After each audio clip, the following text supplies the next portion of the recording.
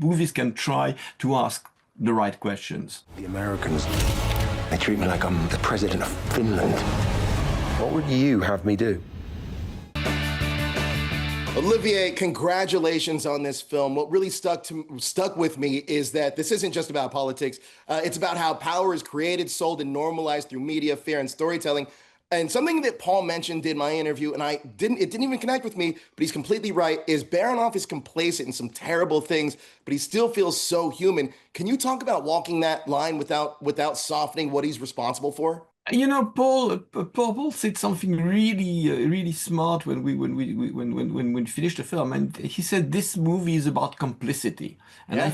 I think he just nailed it. I mean, I could not have done it better than him because I think it's really about how, without wanting, without being aware of it, you become part of exactly what you stand against. Because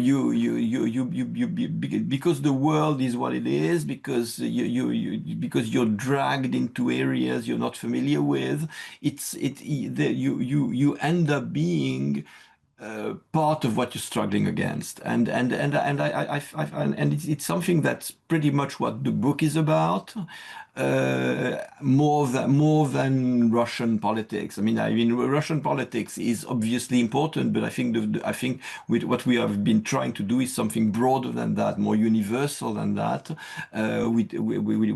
which has to do with transformation of modern politics, and how modern politics have taken such an eerie dimension, and how they've become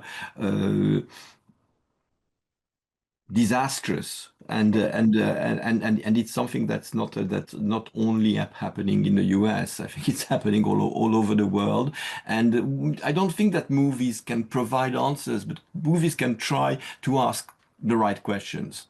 and Absolutely. and and, Absolutely. and to do that, you need to have the right actors, and you need to have actors who have a deep, profound understanding of what they're doing, and that's the actors I had. And I want to ask you about this quote because I thought it was brilliant in the movie. Berezovsky tells Baranov, "If you don't grab power, power grabs you." How much do those words shape Baranov as he keeps going deeper into this world? I think there is something very true and very deep about that line. I mean, I didn't write it; it was in the novel, so I'm not bragging. But I certainly did keep it because, yes, of course, especially in Russia, but ultimately everywhere. And I think that now we are living in a world where people are not aware enough of that line. Sure. And I think that we complain a lot. We are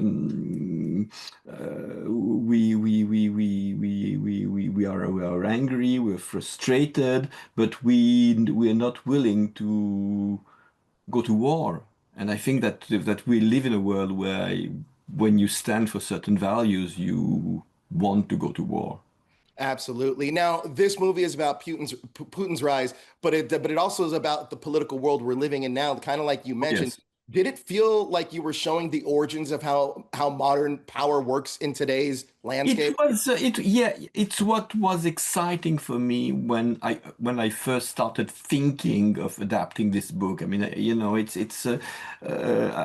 I think it was I was a bit reluctant initially because I thought it was very talkative. I mean, it was long. It was it needed a lot. I mean, the adaptation was not a piece of cake, Sure. but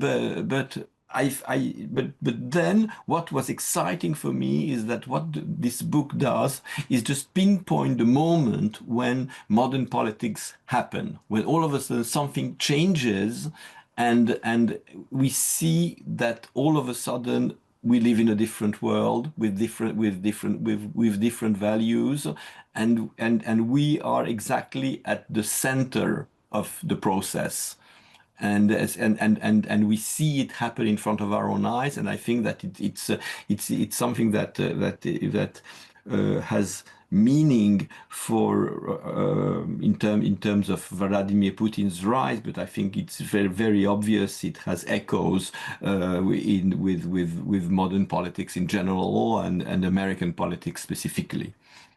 Olivier, this film is incredible. I want to thank you for your time. And yeah, I think great films are ones that stay with you long after the credits roll. And this is one of those films for me. So thank you so much for your time, Olivier. Thank you. It was a pleasure.